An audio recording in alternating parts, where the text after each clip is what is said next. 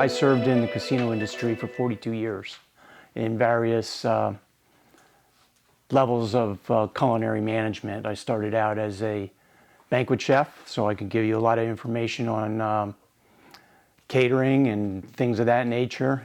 Then I moved into fine dining, and then I was assistant executive chef, and eventually an executive chef of 3 properties in Atlantic City. I also moved into a couple other jurisdictions where casino gaming was taking off, and I opened 2 properties in Pennsylvania. Had quite a number of restaurants under my purview with various types of cuisine, and was responsible mostly for food costs, which is a major part of the food and beverage department in given a casino, hotel business, or anything that operates food and beverage.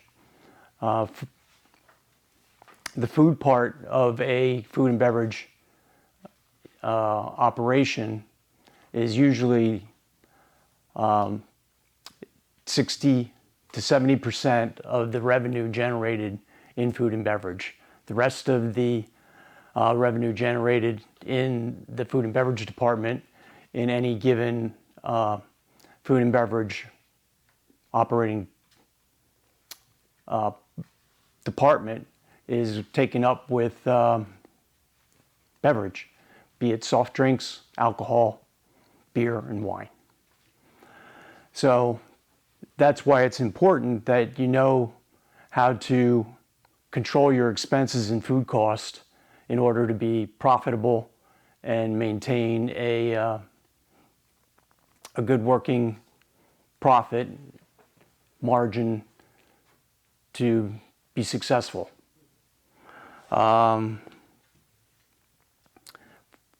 With food cost, first you're going to have to determine what kind of menu you want to have, and then make a recipe for each menu item, and then attach costs to each item. You want me to intro the? Yes. Okay. So hi everyone. Yes, John, move over a little. Hi everybody, I'm Donna, and I am, as Dorothy had mentioned, previously a dean of professional studies, and John and I together, when we were married, had 2 restaurants. We're still married. And we're still married, yes, yes. And we're still married, yes. Today, yeah, no, I'm only kidding. So we were really thrilled when Dorothy asked us to do this, because John has been doing this for years. He's going to be the one doing the presenting today. But when we sat down to craft what we were going to talk about today, not knowing what our audience and their experience would be like, we wanted to make sure that we made it as simple as possible for you to understand. So I'm going to ask you just to open up your booklet. John's going to be working through the booklet for our time together today. But we broke it up in 3 sections. So on page 3, you'll see the first section is, as John just mentioned, what is a food cost? And so we've got a calculation to show you. We have an example that John's going to work through on page 4 for his burger bar and his very famous Big John's burger, as we like to call it. And then the second section, what is a good food cost percentage? So food cost, what is it? Then what is a good food cost percentage? And we've got a formula, a very easy formula. And again, we'll work through the burger that we're using as an example. And the last criteria is how to set menu prices. So John just addressed the importance of identifying your menu. And so once you start to take a look at everything on your menu, then you have to set your menu prices. So those are the 3 key items we're going to address. And then the last page, on page 10, we're giving you some helpful tips on how to possibly lower your restaurant's food costs. And then if time permits, and I hope that it does, we have an exercise for you that we'll work through together on my dessert. So you're going to be talking about John's burger as we work through the costs, and then we'll do an example on my dessert as we wrap up today. Sound good? Mm-hmm. So John's going to be referencing, you're probably going to start on page 3. John's going to be referencing everything through the book, and you'll be working through the booklet. Have fun. I'll be right here.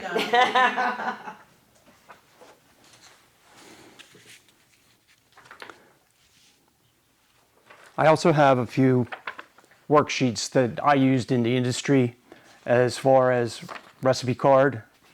And then this was one of the menus with varying food cost percentages to the various menu items. So let me have that, give that to you, Vanessa, so you can take a look at that. I don't know what you use currently for recipes, but That's good information. that worked.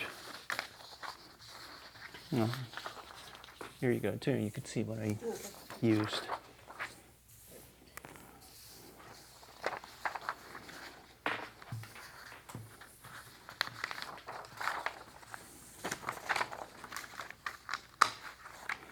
Okay, food cost. Food cost is the ratio of a restaurant's cost of ingredients, which is your food inventory, things that you buy, things that you have stored and held as working stock that you have for your menu items. And then food cost is always expressed in a percentage, like I had touched on briefly. In order to have a good food cost percentage, you should be working somewhere in the neighborhood of 25 to 35% of course. yes.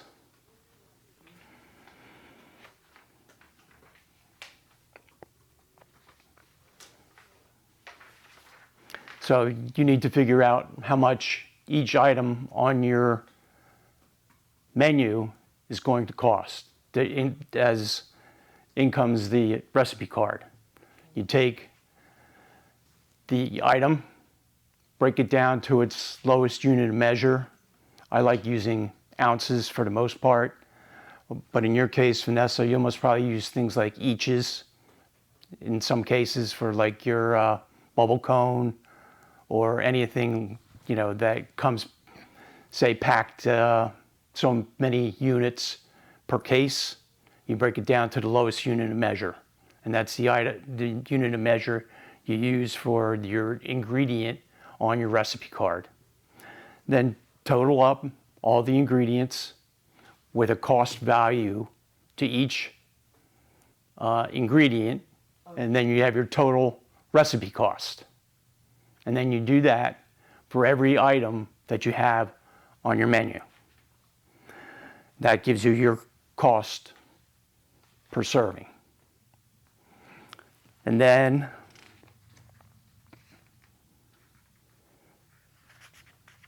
Are there questions at the end, or if I have a you question? feel free. You can ask.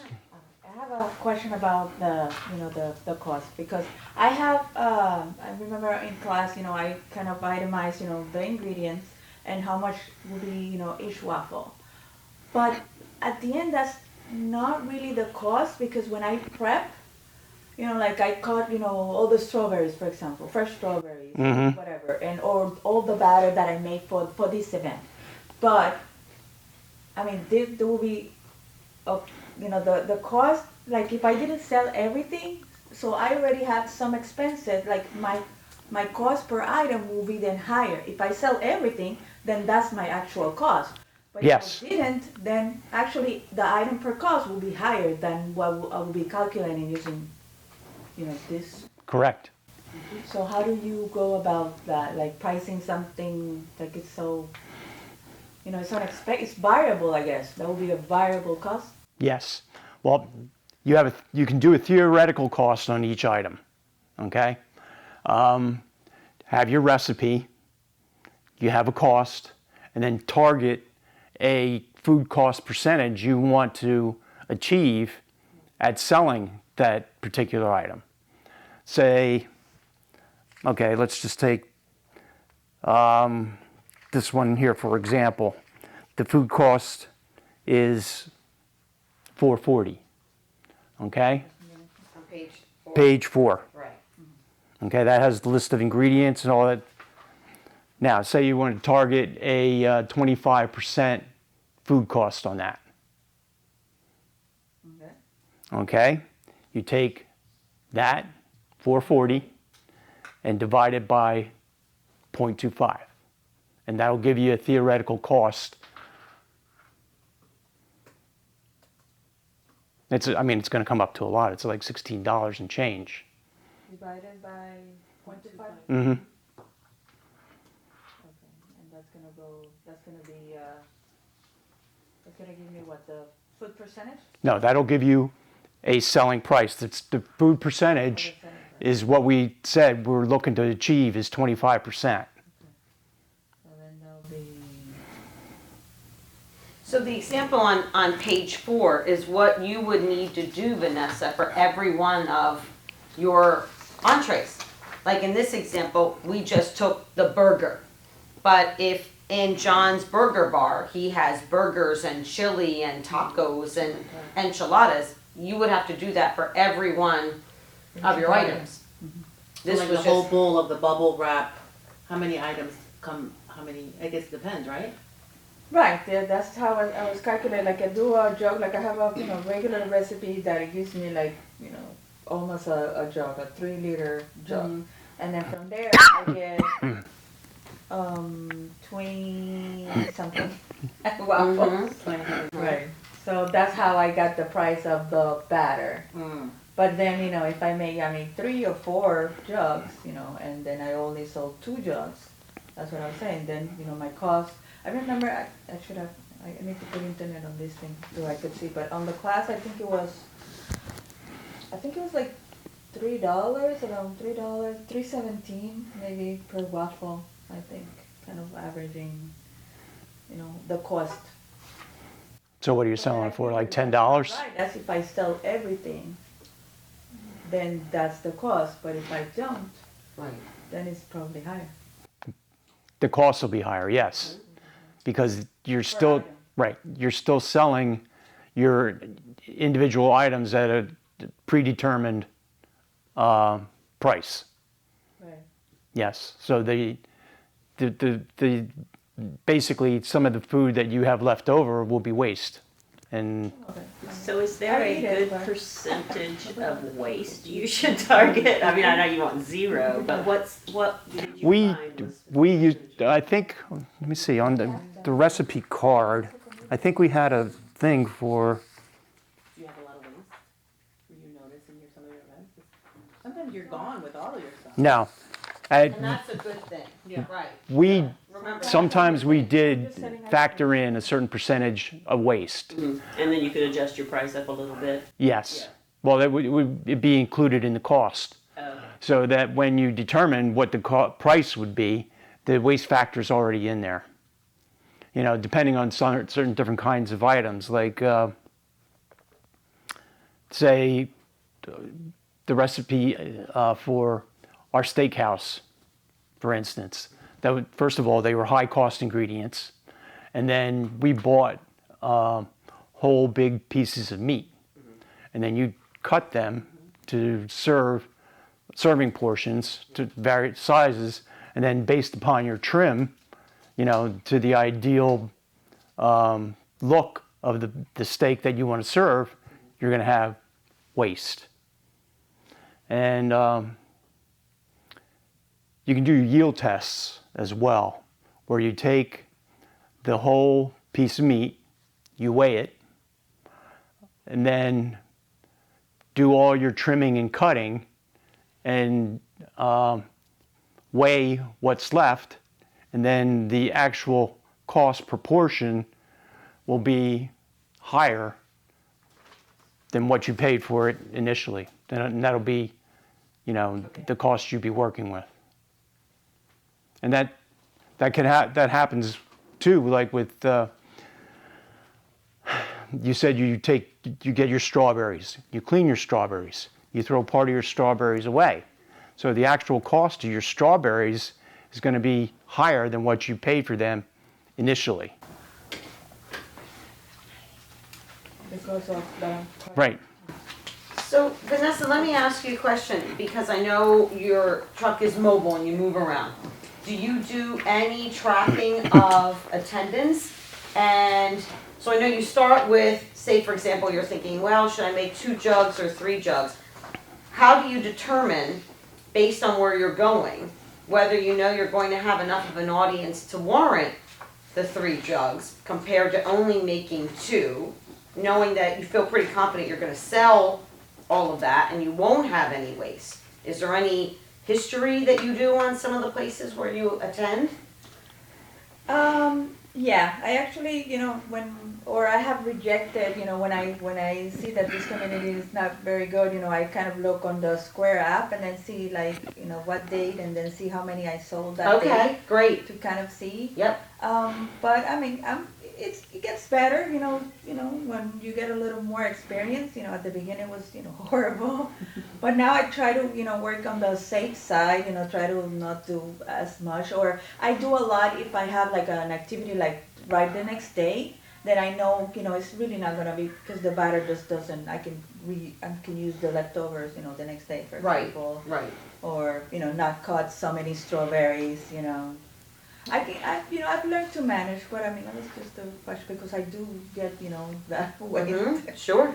Sometimes. Well, I had a friend, and he still is my friend, but he made Italian hoagies or a sub, and he made the same amount every day, and he knew how many he was going to make, and when they were gone, they were gone. And then based on that, if he wanted to go up just a little, like maybe, say he made 100, maybe if it was a good day or a weekend and word of mouth was going out, maybe he'd make 5 more. But he wouldn't make so much more that it would incur more costs. But,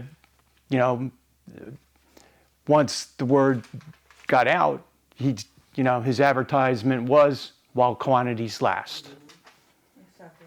And he did that for 15 years and finally retired. Sure, when you can say sold out, okay, well. Yeah.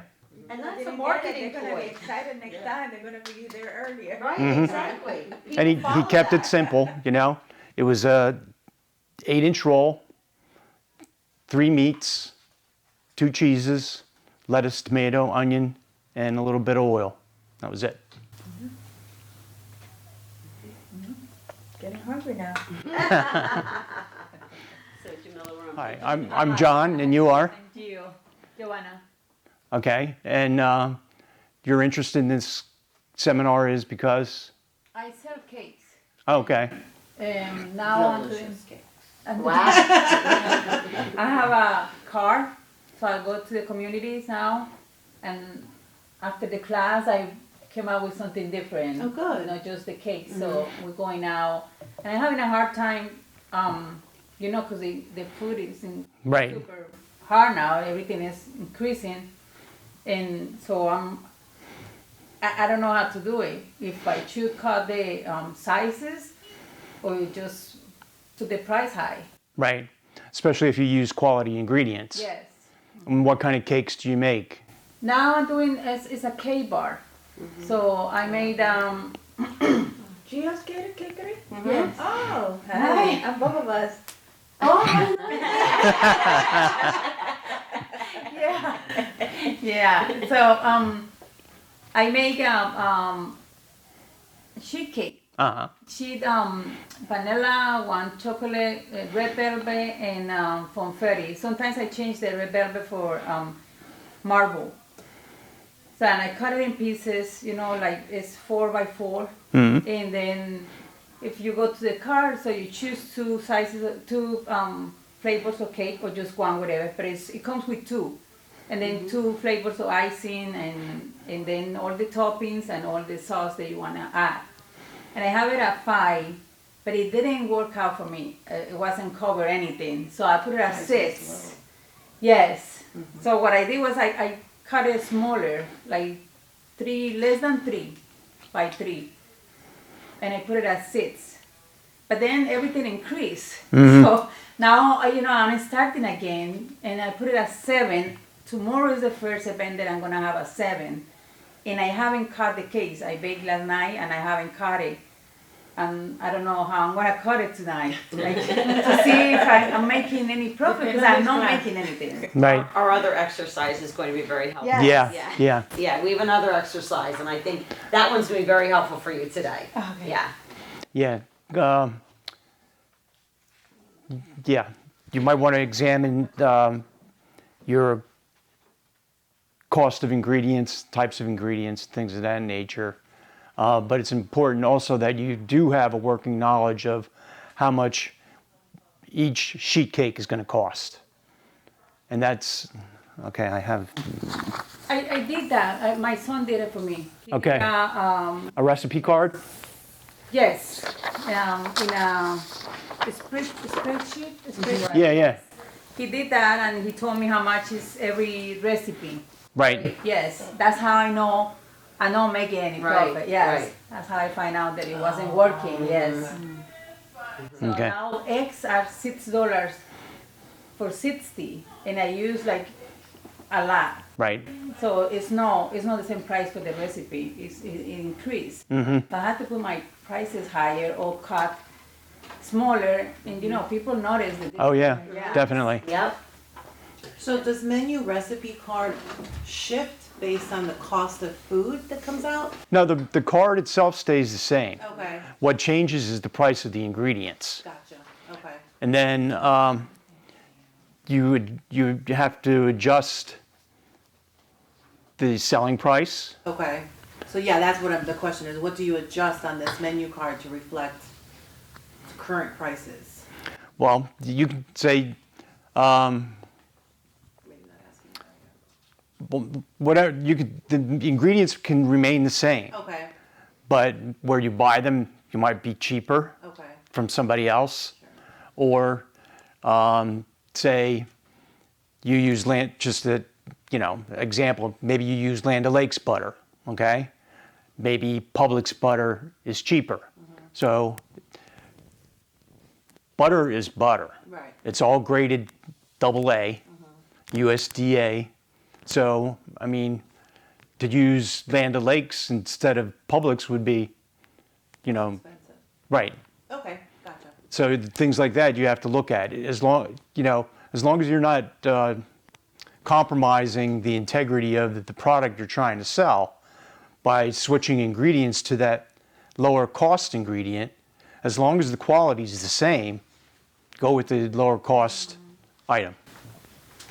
So actually, Gia, I'm going to jump pages.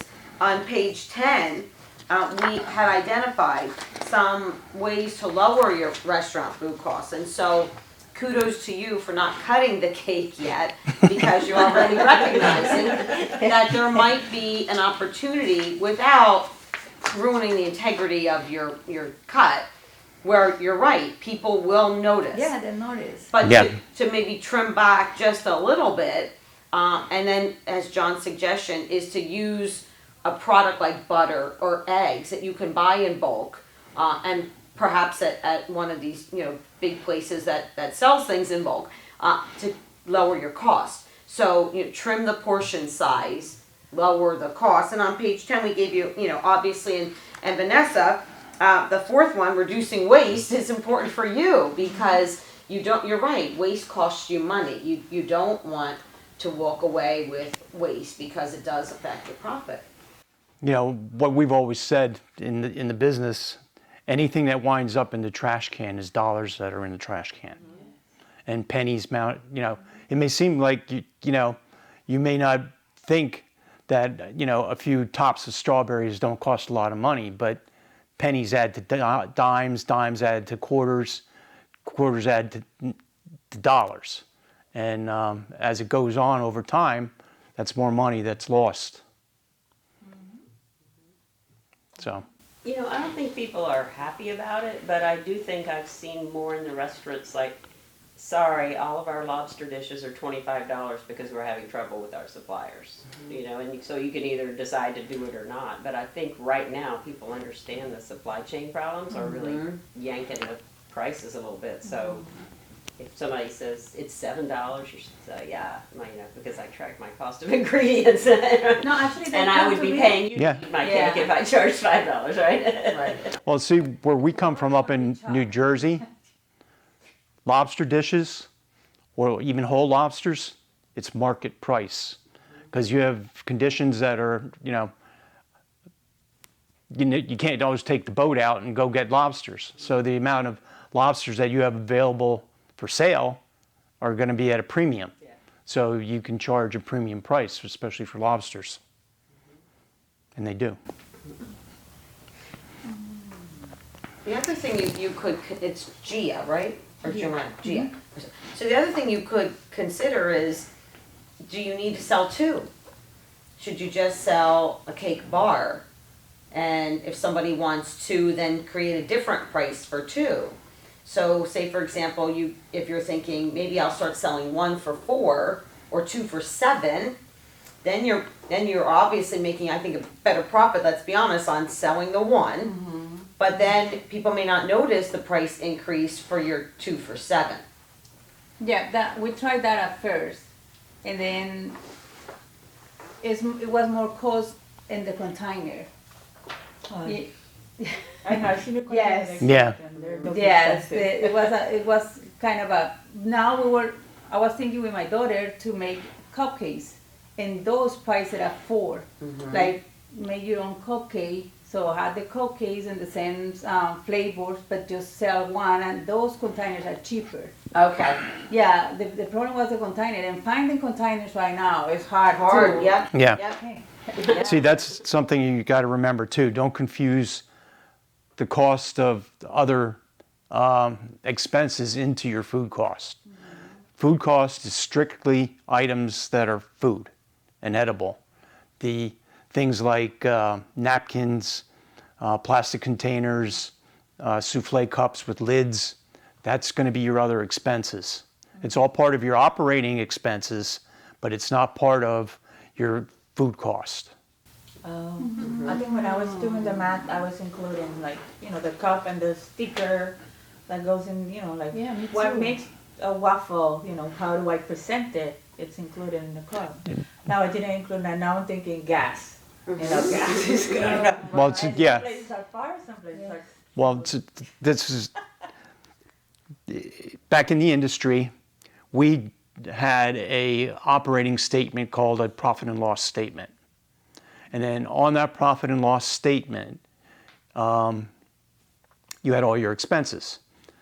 Top of the expense was food cost, because that was your biggest number of dollars spent to produce items, and then the other thing was beverage cost. And then underneath that was paper, cleaning supplies, labor, and so on and so on. Whatever it takes to run a food and beverage department and make it profitable or not profitable, but to see how you're operating as a department. But you shouldn't put anything that's not a food item in your recipe. You need to count it as far as your operating expenses to see how profitable you are. But That's a big concern that people have. Well, that happens a lot. yeah, I mean, then they wonder why they can't get the actual cost of the item at a reasonable cost, because they're tacking on costs for different things in that item. Okay? You do need to keep the costs accountable, but separate it from the food cost and the food price. So even if it's something like a cone that every time she serves it, every single time she's incurring the cost of the wrapper and the sticker, you still don't want to include that? No, because You just right, calculate well, once you get the food cost, then you add that. Right. and then- yes, Right. right. Well, see, the other thing is, we had this happen a lot.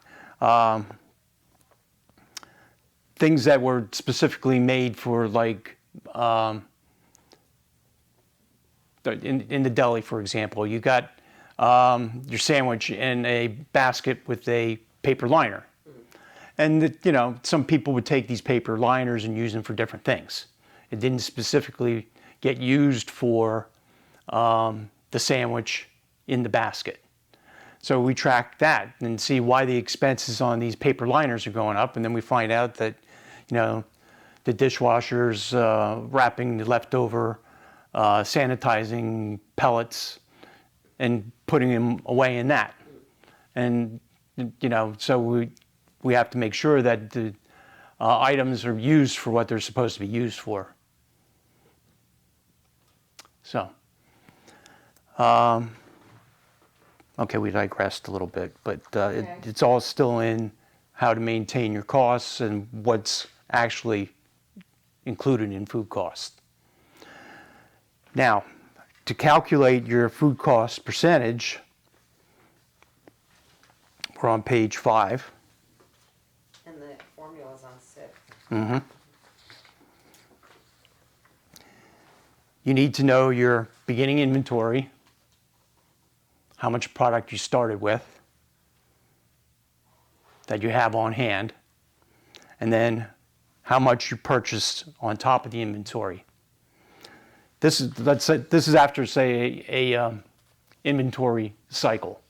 You should do inventory of your products on a regular basis, a week, a month, no longer than a month, in order to maintain a working knowledge of how much you have as far as product is.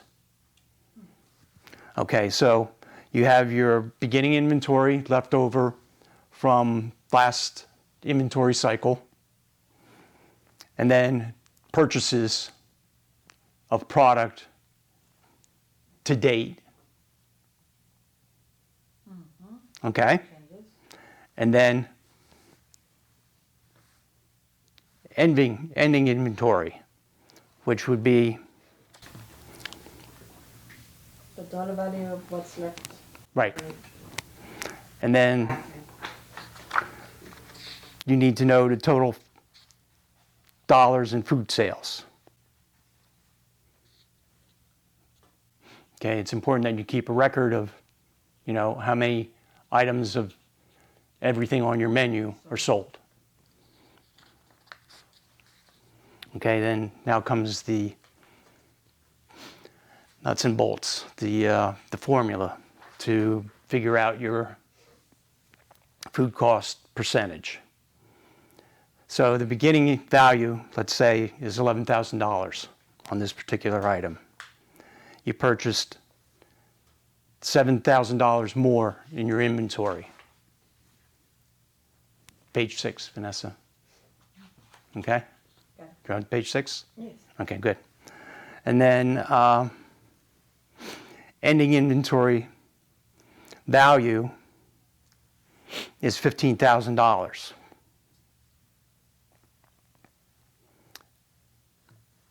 And then total food sales is $8,000. Okay, so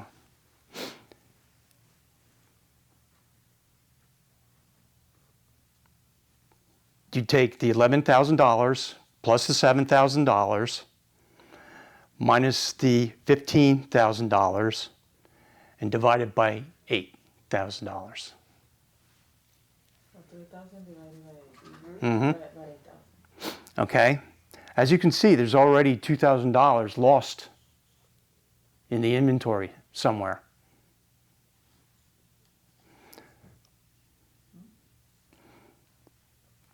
So then you take the $18,000 minus the $15,000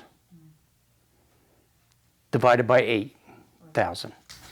So used, so it was $2,000 used in making the product, No, no? Food cost percent. 11,000, the beginning inventory, and then purchases, that's 18,000, minus 15,000 was the value, right, so I lost 2,000 in value. right. That's lost. That's the waste factor, most probably. Because you don't have dollar for dollar.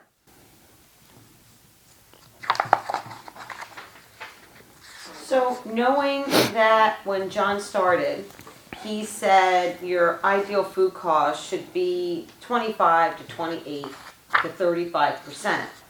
If we take a look at the example on page 6, we now figure out that Big John's Burger food cost percentage is 37.5%. Is that an ideal percentage?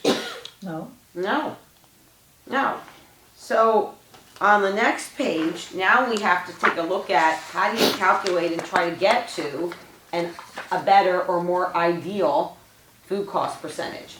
And what we wrote in your material, and I'm sure both of you ladies already know this, there really is no ideal, percentage, but you want to try to stay within that appropriate range. I mean, in this case, that's a high cost for a burger at any burger joint, let alone John's Burger Bar. So when you get to page 7, now you start to take a look at, well, then how do I get to or find my ideal food cost percentage? And that's now our third calculation. Yes. I have a question. So this is a different way to calculate the food cost percentage because this is not doing per item. This is just my inventory. My inventory less what I use, with what I sold. Well, yeah, this example is based on the items that are listed as the ingredients in the burger. Page 4. Page 4. Page 4. So that inventory is all the inventory for the dish. The 8 ounces of ground beef, the 1 sesame seed bun, and that's what you would do for every one of your dishes. Your inventory wouldn't be inventory inclusive, it'd be inventory for each dish you serve. So for John's Burger Bar, we only use an example for his Big John's Burger.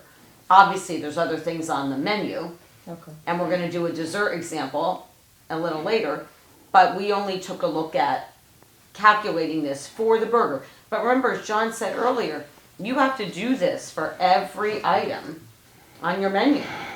So in a small business, for both of you, this might be much more realistic and reasonable to do, but imagine for a much larger restaurant with a bigger menu. That's why sometimes when you go to some of these restaurants, you go, wow, it's such a small menu, but I look at it and go, good for them, because this is a lot of work. And obviously there's technology out there. Chef Tech is one of them. You've worked with Chef Tech Right. before. We had it at the college. But if you're a small business, you're watching every dollar you're making. You're not buying technology. You're doing TurboTax yourself. You're making a spreadsheet yourself. You want to contain your costs. But the larger your menu, the more you have to do this for every item. See, when I was in the industry, I had the luxury of having an accounting department. And they did a lot of these calculations for us, and they reported to the department head with the figures that were given, the information that were given to them, and they gave us the figures as far as how it panned out, as far as what we were spending, how profitable we were, and that sort of thing. And not only did they do food and beverage, but they did the entire property accounting. So they had a staff of people that did this. But then when you and I had our Yeah, I know. We had we didn't have an accounting department. no, and then It was us. right, and this was 20 years ago already that Donna and I ventured into the world of independent beverage operation, and technology wasn't what it is now. You were still doing a lot of manual calculations to do an Excel spreadsheet. It was very, very labor intensive, and it took a lot of time because a lot of these formulas and things of that nature were just starting to come out, and the programs weren't even available. Chef Tech didn't exist then. Everything was done on what some of the students that I had working for me, they were better at computer work than I am, because that's just the way it is. The younger generation, they grew up with, phones that have computers in them, and, they know they can do this in their sleep. But yeah, countless hours of formulating recipes, working on costs, containing costs, and trying to find the best vendors to buy from and maintain costs. Costs. Chef Tech, is that an app or something? It's a software program. It's a software program. And it does all this for me? Because I was thinking, you know what? There should be a software where I just put here, you know, everything that I bought and it should do everything for me. It tells me, hey. Yeah, it pretty much does. I mean, there's some work involved with it. As you see on our recipe sheets that I gave out here, they kind of mirror what I gave here. You're going to have to assign product numbers to the things you buy to make recipes in Chef Tech. But it's as simple as saying eggs, 1, butter, 2. You know, it's just a product number. But otherwise, it's pretty straightforward. They do all the calculations, and they attach a food cost percentage that you're targeting, and you can work from there. It's a pretty good program. I worked with it. Do you know how much that costs? I was just thinking that because I was going to say, be careful, Vanessa, because that's I know it's a cost of doing business, but it didn't come cheap. When we purchased it at the college, I remember it was, you know, in the like thousands. I mean, it's not. For restaurants. Yeah, so I don't know if they have like now that was, again, we were college, we were using it in our programs, but I don't know, they may have special pricing for businesses with X amount of employees, I don't know that. They do, They do. because I'm also a member of the American Culinary Federation, and in our monthly newsletter, there's an ad for Chef Tech every month. And some of the people that, you know, are also members are in private industry. They own their own businesses. And they can't afford to spend thousands and thousands of dollars on a food cost application. It's helped, it's real beneficial. I'm gonna look into it. Poor people's Chef Tech software. Chef Tech, yep.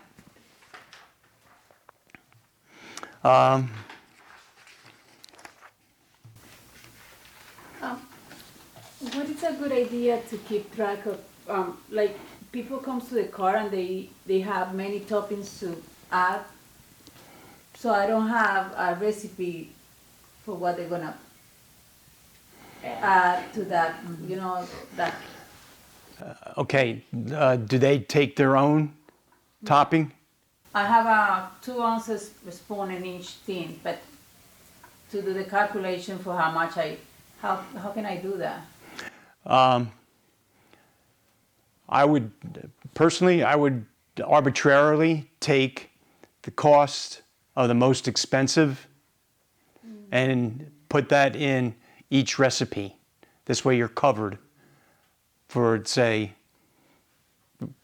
somebody wants walnuts, and somebody else takes Jimmy's. So the Jimmy's don't cost hardly anything, and the walnuts cost much more. Take the cost of the walnuts and put it in each one, and base your selling price off the cost of the walnuts as a topping, Okay. and then you're covered. Oh, thank you. Yeah, that's what we've always done. We always use the more expensive. If there was a choice like of ingredients, or like salad dressings in a salad, always use the most expensive. We always put blue cheese as the salad dressing of choice in the cost of a salad. And that would help you count for any leftovers, right? Or spoilage or whatever, you know. Yeah. Gives you more margin.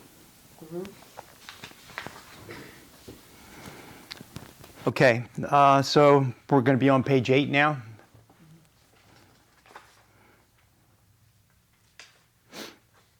How to set your menu prices. After we did all that calculation, we found out that the cost of the burger is 37.5%.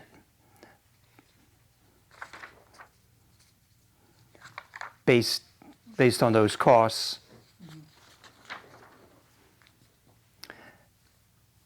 And then that 37.5% calculates to $11.70 selling price.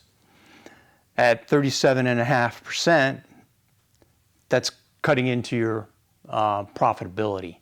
It doesn't fall within the margins of the 25 to 35. And we need to reassess what we're going to charge for the burger or take a different route on the burger. So if we want to have a more inline food cost, we targeted at 31%. And we did the formula that we talked about earlier, the cost of the menu price divided by the 31% or 0.31, which is the exact same thing. And you came up with a new price of $14.20 for a burger, which is pretty costly. You know, given the fact that it doesn't say anything about any special kind of beef that you're using or any kind of special items or anything of that nature. The cheese is just, you know, sliced American cheese, and so on. 2 potatoes, so I'm guessing that's French fries, right? yeah, Not potatoes inside it. right. You know, so it's cheaper to use fresh potatoes, but it's also a little bit more labor intensive. You have to cut the potatoes, you got to fry the potatoes. See, now that's another, say, just for example, that's another additional expense that we didn't really have in the recipe, but it's part of the operating costs. The labor. No, the oil for cooking the potatoes. Is there ketchup? Ketchup there? No. Nobody has French fries without ketchup. Nobody. So I think this brings us to Gia's issue, and really, Gia, your timing on this was perfect because now we recognize with this burger, we were losing money at $11.70 clearly, and our price our food cost was too high. But now we're worried that $14.20 might be overpricing the burger. And so here's to your question. I'm not sure starting tomorrow if people are going to be able to support the $7. Which brings us to page 9. There are 2 scenarios that can happen when you now decide to increase your pricing. And then I'll turn it back over to you. But this is the scenario that you might be looking at after tomorrow. And there's really only 2, right, John? Either it slows down or... Yeah. Right. So you have to see what you want to do. In scenario 1, the sales have gone down since the price increase, which means it could be too high for the customers, and which is generally the case when something like that occurs. They'll just go somewhere else and find it, you know, less expensive.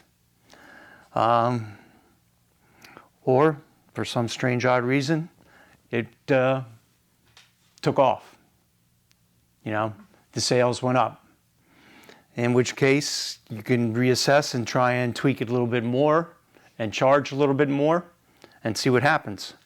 But it's a give and take situation because patrons are fickle. You know, they like what they like and they don't like what they don't like. And they're willing to pay a certain amount, and there will be a limit as to what they're going to pay for something. So, in this scenario, let me ask you, ladies. I mean, we looked at our burger as an 8-ounce burger, but what we also identified for you is one of the ways that you can possibly lower, you know, that cost for you is to trim off a portion size. So, do you think in this scenario that if we went from an 8-ounce burger to even a 7 or 6-ounce burger, do you think the average person would recognize that? Probably not. I mean, And it is depends that if they're habitual customers? You know, in my case, I don't get that many Repeat the same business? customers. It's like, they're not gonna notice because, they never had it. Right, right, which in your case is a But, good thing, right? yeah, uh-huh. So back to your cake, even if you trimmed a little bit off, do you think someone's, now, not enough that people are gonna say, oh, it's so small in my container. But if you trimmed a little bit off, do you think anybody would notice that? No, I don't think so. And it's the same thing because I go to events and it's new people all the time. Right. Unless I go back to the same place, which is really rare that the same people come out. Let me ask you a question. You said you make everything in sheets. Yes. Okay, do you trim your sheets to get the perfect part of the cake? Yes. What do you do at the ends? Oh, no, I don't trim it. Oh, okay. It's perfect, the whole thing. Everything's I don't trim it. Corners are great. I don't trim it. No. Okay. No. No, it comes out good, so no. Okay. Unless it's, it's in a special case, but no, I don't trim it. Okay. Then, like we had talked about earlier, to reduce costs, find cheaper vendors, reducing the portion size. Vanessa, I got a question.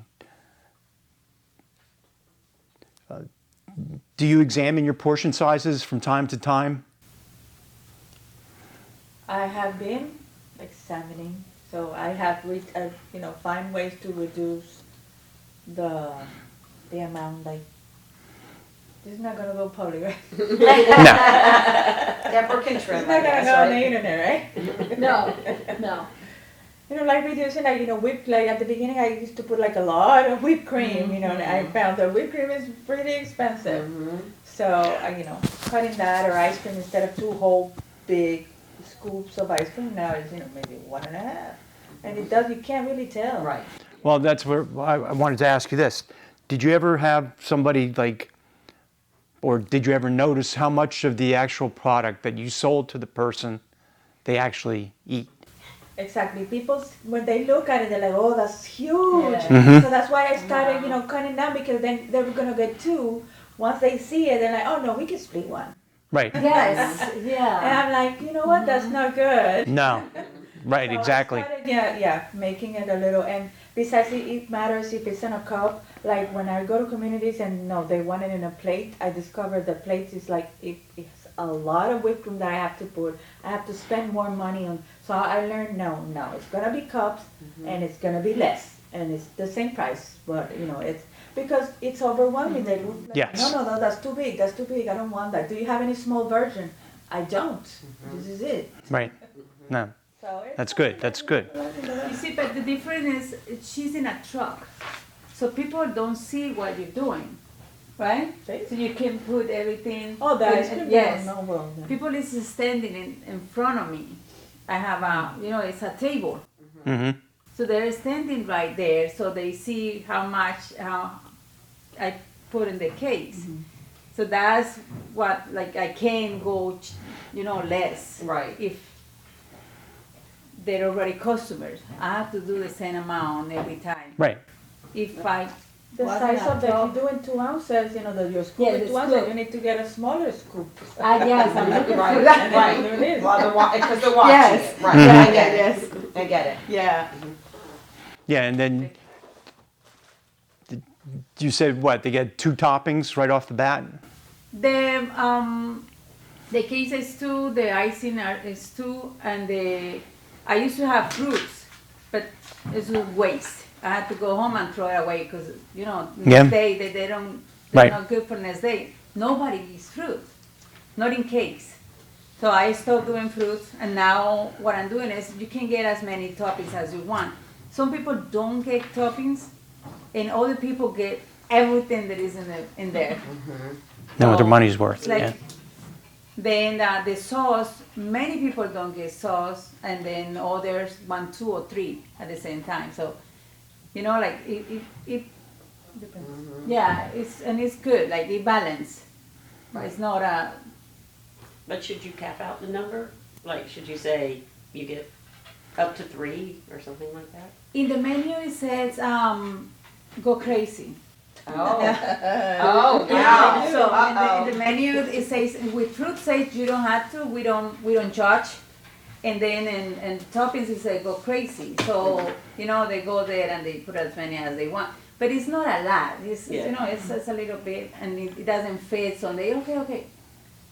Some. So to John's scenario earlier, what you really should be thinking, if walnuts is one of your topping, you should be thinking of 3 toppings of walnuts.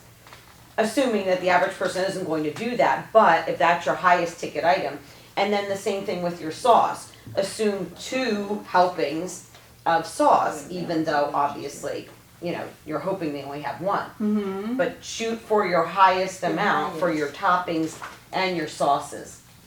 To cover your costs, yeah. Yeah, if you want to go crazy, and I guess you probably do, then think of the highest amount somebody would most likely put on that. But it might be to your advantage to change your go crazy and limit it to a certain amount. Go sane. Go Go crazy sane, up yeah. to 3. Yeah. Go crazy up to 3. Because, Because it still feels like an abundance there. right, I mean, given the opportunity, any individual will ask for more than what they can actually eat. Especially kids, Right. right? Yeah. Right. Kids just want to So fall do down. you do serve them, right? Yes. I see. I would probably put like what the cheapest thing, put a lot of it so they don't have space to put like the most expensive one. It covers more space. Yeah, and keep your portions reasonable, but don't get too cheap, or they won't. Like you said, they won't come back, or they won't buy it. And my advice for you, Vanessa, is be realistic with your portions. If you see that, say they're within sight of when you sold it to them and they're not eating it, and it's happening, make your portions a little smaller. Yeah, that's what I'm doing. Because we're all in this business to make money. All right, Okay. now we have an exercise for you, and we're going to allow you to do this exercise, and we'll go over it together. But here's where I had an opportunity to say I want a dessert, and I love biscottis. So, John, why don't you walk them through my dessert, and then the ladies are going to have to figure out, given the information we gave them, what my food cost percentage is and if it's in an ideal food range, because we're not giving them that answer, right? No. Okay. So why don't you walk them through? This is an exercise for the dessert, very similar to the exercise we saw on page 3 or 4 when we were taking a look at all of the ingredients in John's big burger.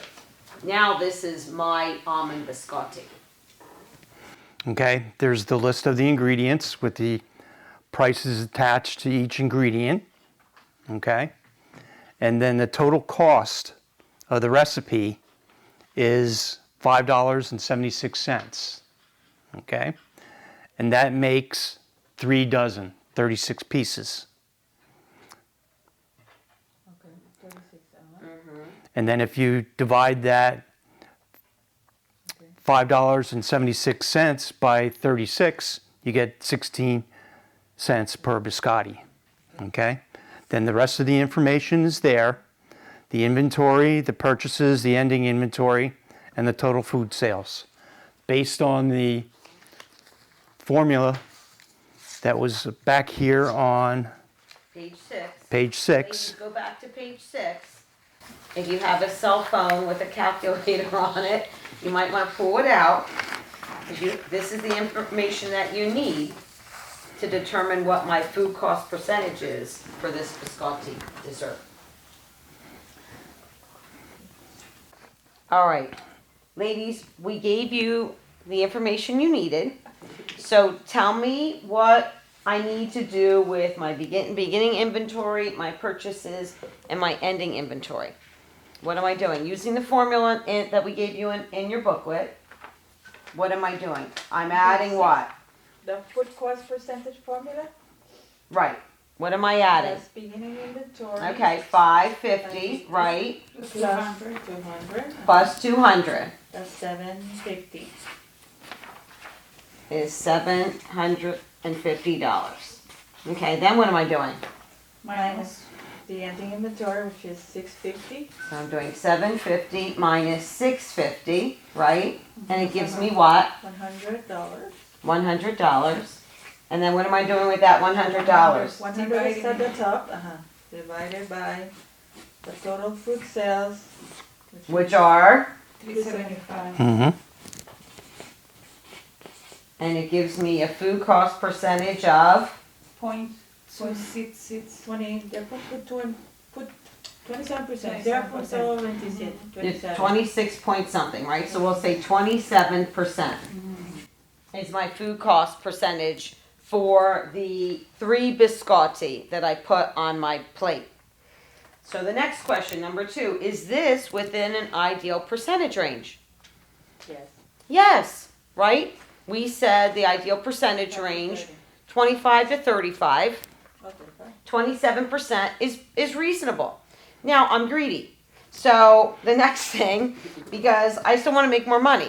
So if I choose to keep my dessert cost at $4, but I would like to try to keep or make an even bigger profit, depending on what we share with you this morning, what other ways might I be able to further cut my costs and still try to make an even bigger profit? Without insulting the customer, right? We said we need to be conscious of the fact that they may recognize quality. So one way somebody might suggest, and I'll toss it out to you, what if I decided not to do almond biscotti? Almonds are what? Expensive. Expensive. So, but Hey. am I running the risk of customers who really like almond biscotti? So I could say, well, then I won't do almonds. Maybe I'll just do a plain biscotti, or I'll do a cranberry biscotti or a lemon biscotti. I could do that, right? What if, Or reduce the amount of, because it's 1 cup, I mean, maybe 3/4. okay, I could reduce the amount of almonds without maintaining or ruining the integrity of the dish.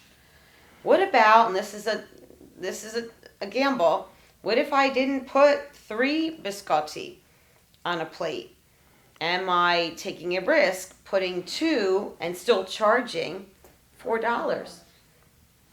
Might somebody notice and say, whoa, you're still charging us $4, but I used to come here and we used to be able to share a plate with 3. Now there's only 2 and you're still charging $4. Would people notice? Bigger. Instead of the 3 this size, they make 2 a little bigger. Okay. Well, They're bigger. Then it's going to change your ratio. Instead of 16 cents a biscotti, it'll go up in cost. No, you're using less batter by making 2 a little bigger. That you have 3 this size, Right. but then you do this one. You take it out, and then instead of this, put a third. Right. You're saving a little bit. I mean, it's just, but it look like the biscottis are bigger now. Right. But they're 2. So somebody says, you don't. It's a possibility, Oh, yeah. yeah. Oh, yeah. Yeah. But see, these are the things that you have to consider that we talked about. All the answers you gave are correct. Yep. It's just a gamble you want to take as to how the guest is going to perceive it and if they're going to buy it. Right. Right. I mean, I'm obviously making money and I'm staying within a nice percentage. But if I really wanted to be a little greedy and go, I still want to make even more money and try to get a little bit more profit, what can I do to try to trim some of my other costs? And- Olive oil? No? Olive oil? I mean, it's not a lot, but Mm-hmm. olive Mm-hmm. oil is expensive than the Yep. other ones. Yep. I cut the brown sugar in my sugar cookies, and I use more. White sugar? Yes. And I add powdered sugar, Okay. so that way the consistency didn't It didn't change. No, it didn't change. Right. Powdered sugar keeps it moist, as with Yes. granulated sugar dries it out a little bit. And the brown sugar is what kept it moist in the first place. Yeah, and I don't use brown sugar in other recipes, so I didn't need it that much at home, so I stopped. Right. So maybe reducing the brown sugar. But this is really what we would suggest that you do. And we weren't sure again if there were many of you that were doing desserts. So I said, I think I want to do a dessert one. I'm glad we did. But this is what you would have to do for your entrees. Just like we did for John's Big Burger, you would do this for your dessert dish as well. And then you just take your inventory purchases minus your ending inventory balance. You put it over your total food sales. That's how you find out your percentage. But that's doing the inventory every month. I had never done inventory. Never. And you actually said weekly, right? Your example said weekly. so- Yeah, it could be. You could do it weekly. We used to do it monthly, Right. Sugar or flour or. just because of the sheer volume. Yeah. If I have, In a small business, so, flour and sugar. it would be beneficial to do it every week, but it's time consuming and it's labor intensive. It's tedious. Yeah. I mean, And so we brought you a little biscotti for you to eat today as well. Can you take one and pass down? Did you make this? No. No. Nani did. Oh, okay. Nani's Coffee, I biscotti. need coffee. Yes.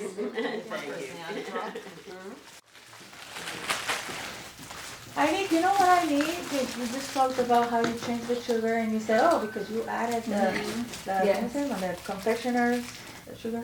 You know that I need to speak to a chef or some, because I need to find a way to make the waffles like I need to pre-make. But this is the thing, I don't like to pre-make the waffles because I like how they taste when they're right Right. there, Yeah. right? I think because if I pre-make them, they start getting soggy, they start losing it. So I need to find a way to learn, change the recipe so I can pre-make because I'm getting bigger events now. Like before it was, 30, 40, now I'm getting 200, 500.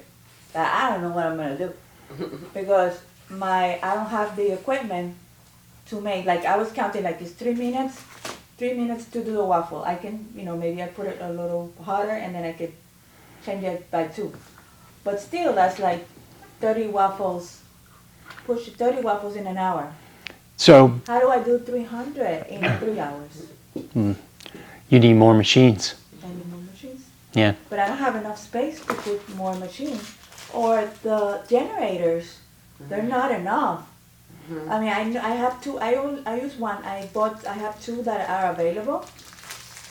But even, with 2 machines, What else did you get earlier to the event and that's what start I'm saying, prepping but more? they become soggy. Surprise? Well, you can go Not the same. a certain amount ahead of time without compromising it, and then just keep doing them in batches. Let me ask you this: your waffle machine, is it the round machine, and then you flip it? Yep. And I have a double one, but I only use one because I need to have 2 generators to use that double machine. So, and then when I usually like to, remember what happened over there, they flip on the class, I cannot put it on a regular outlet because if I flip both, the breaker Right, trips. goes in it. So I need 2 generators. Well, let me For throw waffle this machine. suggestion out there to you. If you're looking at doing that kind of volume, there's companies out there that will give you waffle makers if you use their batter. Yeah, I mean, the waffle machine is not super expensive to, I can make that investment. Okay. But it's the electric, is how do I power it? How many generators, because they take 3,000 kilowatts. Kilowatts. The double one, it's Yeah. 3,000. My generator is 3,500, but I have other things. I have the freezer and I have the whatever. Right. So I need 2 generators for that. Maybe I can add, I have a single one that actually is broken right now. I just don't see how the four waffles are the same. It gets crazy for a little bit of space. I mean, it's like VW, those vans. Yeah. Van. It's not like a big food truck where people can walk Okay. around. It's like a little, Volkswagen van. Right, right. It's like two people in there. It's like we're squeezing, and not a lot of counter space. I'm thinking of putting a tent next to it, and I bought it, like to do the waffles here and then do the toppings on the tent. But that's not the problem. It's like making the waffles ahead of time. So I think I need to change the recipe or something, or find a way to make them ahead so I can, because if I have the waffle, it's easier to put the ice cream in. That doesn't take that long. It's the waffle machine. Yeah. That's the bottleneck. You could try changing some ingredients in the recipe. That's what I'm thinking. Because, I need, but if I wanted, because I'm not a chef, Well, the other thing is, if you make them, be able to keep them warm. Like in some restaurants, you have a bread drawer. Like when I used to work at the country club, we had a bread drawer. You put your dinner rolls in there, and then you replenish them after a certain amount of time. And there's a little humidity control in the drawer. You might want to look into something like that and what the cost of investment for keeping them warm would be, and in a certain amount of moisture. but that use a lot of electricity too. Yeah. Yeah. I saw that machine. Yes. There's something. It's like something like this, and I've seen that they put the waffle like on. So it is like a little fan with hot air, kind of maintain it, crispy. But Yeah, like a pretzel warmer. that's also more. Yeah. electricity. Yeah. More space. Yeah, yeah. So is it legal to make your waffles under the tent versus in your? Oh no, I'm not thinking. No, I'm not thinking of making it under the toppings. Right, but I was just saying, if you could make the waffles under the tent, you could have potentially more space and more waffle machines going, right? And then the toppings, the fun part is going to the window and getting your toppings out of the box. I don't know. Well, electricity's still going to be the issue, because as you increase, I could have 5 machines. yeah, Yeah. Right. How many? because you're self-contained. All the electricity that you use comes from the generator. Yeah. So ladies, was this helpful? Yes. We're out of time. Yeah. So I wrote down my email address. Okay. If you have any questions for John, just send them to me and I'll get them to John and we'll write back to you. But please be sure to let us know after today if there's anything that we can do. If you start to work on your formula and you have a couple questions, don't hesitate, please, to reach out, okay? So we were glad you were here. Thank you so very much. No, thank you. Hope this was helpful. Good luck. The thing with the things that you ladies do, baking and desserts, it's an exact science more so than plain cooking.